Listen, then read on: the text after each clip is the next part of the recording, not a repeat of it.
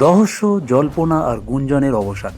যাকে প্রোমো জুড়ে আড়ালে রাখা হয়েছিল, অবশেষে প্রকাশ এলো তার পরিচয়। তাহলে মধুমিতার জায়গায় এলো কে? কেন বদলে গেল সময়?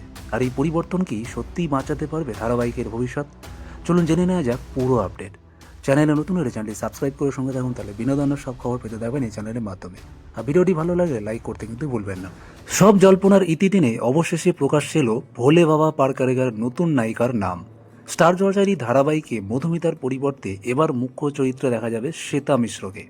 সম্প্রতি প্রকাশিত নতুন প্রমোতেই সেই ইঙ্গিতটাই স্পষ্ট। প্রমোতে দেখা গিয়েছে আরও এক নতুন মুখ, রাহুল অরুণোদয় ব্যানার্জি। ফলে বোঝাই যাচ্ছে গল্পে আসতে চলেছে বড় সড়ো মোড়। নায়ক হিসাবে থাকছেন সিদ্ধার্থ সেন, আর তার বিপরীতেই দেখা যাবে শ্বেতা মিশ্র প্রথম নজর কাড়েন বড় পর্দায় প্রেম টেম ছবির মাধ্যমে।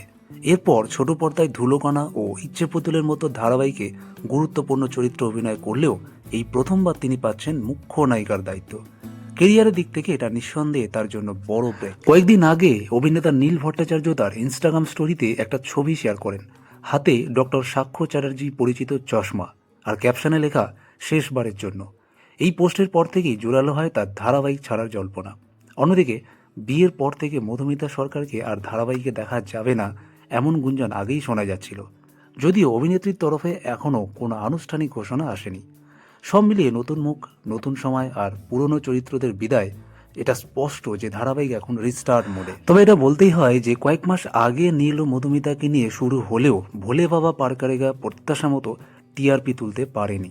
এবার তাই নির্মাতাদের তরফে বড় ঝুঁকি, বড় বদলের সিদ্ধান্ত। এখন প্রশ্ন একটাই, এই নতুন নায়িকা আর গল্পের পরিবর্তন কি সত্যি ঘুরিয়ে দেবে ধারাবাহিকের ভাগ্য, নাকি খুব দেরি হয়ে গেল? আপনার কি মত কমেন্টে জানাতে ভুলবেন না কিন্তু।